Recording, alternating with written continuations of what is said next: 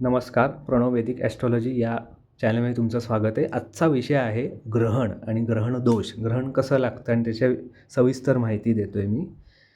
ग्रहण हे वर्षातून 2दा लागतंच आणि काही लोकांच्या पत्रिकेत असतं ग्रहण दोष.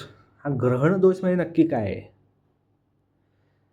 बघा, जन्माच्या वेळेस ग्रहणातच जन्म झाला समज. आज ग्रहण आहे फॉर एक्झाम्पल म्हणून दुपारी 12 ते 6 असं ग्रहण आहे आणि 12 ते 6 मध्ये जगात कुठेही कोणी जन्माला आलं तर त्याला म्हणता येईल ग्रहण दोष आहे.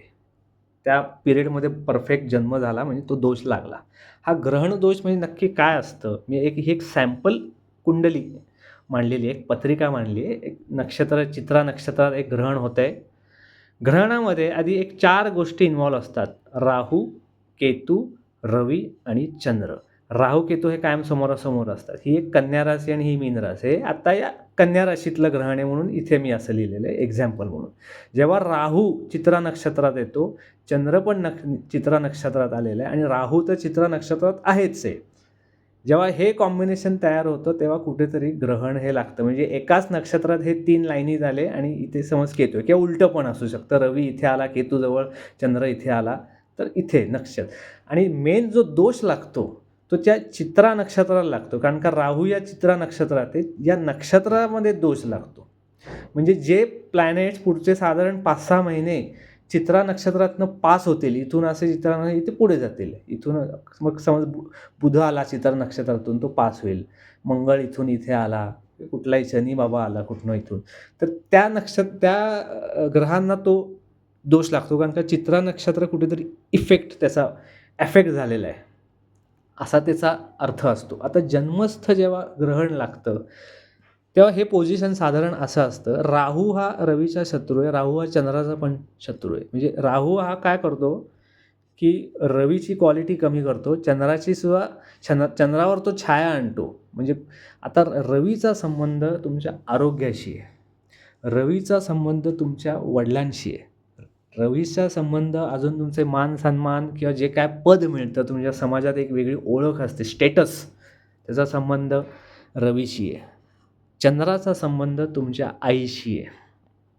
चंद्राचा संबंध तुमचं घरचं सुख जे आहे त्याच्याशी आहे. चंद्राचा संबंध तुमच्या देहातलं जे पाणी आहे त्याच्याशी आहे आणि तो मनाचा कारक आहे. त्या मनात येणारे विचार, तुमचं मन कसं आहे हे चंद्रावरनं बघितलं जातं. मनाची ताकद कशी आहे, किती म्हणतो ना हा पॉवरफुल आहे, मनाने किती स्ट्रॉंग आहे, हे चंद्रावर बघितलं जातं. जेव्हा ग्रहण होतं तेव्हा पहिलं रवी आणि चंद्र हे वीक होतात. हा मेन आहे, त्याला ग्रहण दोष म्हणतात. रवी हा आत्माकारक आहे, चंद्र हा मनाचा कारक आहे. मग तिथेच कुठेतरी अटॅक होतोय.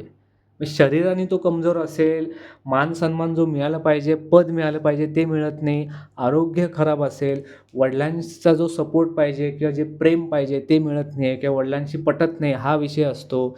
चंद्र म्हणजे आईपासून तू दुरावला जाईल, आईचं प्रेम मिळालं पाहिजे मिळत नाही किंवा आईचं निधन होऊ शकतं. ह्या सगळ्या पॉसिबिलिटीज ग्रहणात होतात, म्हणून तो ग्रहण दोष असतो.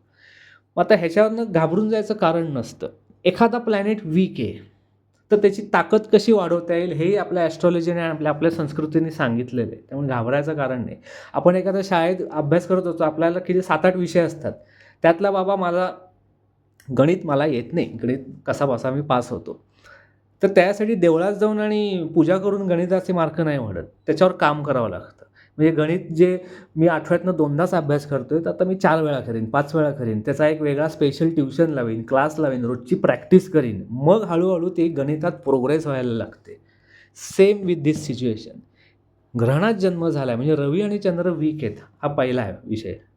ते वीक आहेत म्हणजे त्याची ताकद वाढवायची. रवीची काय उपासना करता येईल, चंद्राची काय उपासना करता येईल? साधी रवीची उपासना म्हणजे अनेक स्तोत्र, मंत्र, गायत्री मंत्र अनेक आहेत किंवा साधं सूर्यनमस्कार आहेत,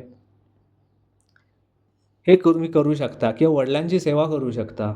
चंद्र आहे म्हणजे त्याचा संबंध तुमच्या आईशी आहे. मग आईची काळजी घेणे, आईची सेवा करणे हा पहिला साधा उपाय आहे.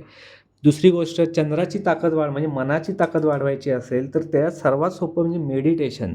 कुठे अध्यात्माची आवड असेल, नामस्मरण, किंवा चंद्राची ताकद वाढवायची असेल तर सोपा मार्ग म्हणजे कुठल्यातरी तुम्हाला जी गोष्ट आवडते तिथे पूर्ण ध्यान लावायचं, फोकस. एखाद्या गोष्टीवर तुम्ही तासनतास फोकस करू शकलात, त्यातनं तुम्हाला समज आनंद मिळू शकला, तर चंद्राची ताकद आपोआप वाढायला लागते. मेन ग्रहण दोषामध्ये लोकांचं मेन प्रॉब्लेम असतो की त्यांची पर्सनॅलिटी कुठेतरी डल असते, त्यांची तब्येतीमध्ये काहीतरी अडचणी असतात, असे अडथळे खूप येत असतात, डिसिजन मेकिंग पॉवर नसते, हवा तसा मान सन्मान मिळत नाही त्यांना, आईवडिलांमध्ये काहीतरी दोष असतो, मानसिक काहीतरी असेल, शारीरिक किंवा काही घरी कॉन्फ्लिक्ट्स असतील आईवडिलांमध्ये, हे सगळ्या पॉसिबिलिटी ग्रहण दोषामध्ये बघायला मिळतात. ह्याच्यावर ओव्हरकम करायचं असेल तर रवी आणि चंद्राची कशी ताकद वाढवता येईल हे बघायचं. आणि दुसरा विषय असतो ग्रहणामध्ये नक्षत्र बघावं लागतं, की आता इथे मी इथे लिहिलं आहे नक्षत्र काय, चित्रा नक्षत्र, म्हणजे थोडक्यात काय, चित्रा नक्षत्रामध्ये ग्रहण लागते. चित्रा नक्षत्राचा स्वामी आहे मंगळ, जो मी असंच इथे एक पत्रिका एक ढोबळ म्हणून इथे मंगळ लिहिलेला आहे. प्रॉब्लेम मंगळामध्ये होणार आहे, म्हणजे मंगळाची सुद्धा म्हणजे इथे हे स्थान खराब होईल, कारण का नक्षत्र चित्रामध्ये लागलं आहे आणि चित्राचा स्वामी कोण आहे, मंगळ. तो मंगळ कुठे, इथे आहे, म्हणजे मंगळाला पण काही दोष लागतील, ह्याची पण रेमेडी द्यावी लागते. असा हा सगळा विषय असतो आणि त्याच्यावर मग ज्योतिषाला काम करायचं असतं. त्यामुळे ग्रहण दोष ही काय घाबरण्याची गोष्ट नाही. जन्माच्या वेळेस आपल्या पूर्वकर्मानुसार आपला जन्म होतो. त्याच्यावर कसं आहे की काम करणं, जो ग्रह वीक आहे त्याच्यावर काम करणं गरजेचं आहे. आपण काम करत नाही, आपण नुसतंच घाबरून ज्योतिष सोडतो तुम्हाला, हे असता कामा नये. ही ग्रहणाची माहिती आज द्यायची होती.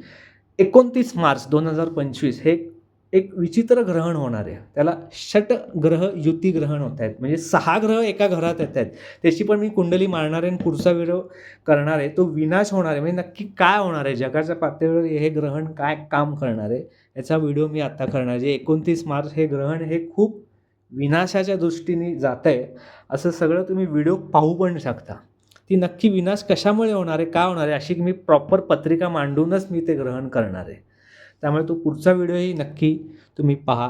व्हिडिओ आवडला तर लाईक करा, शेअर करा, सबस्क्राईब करा. धन्यवाद.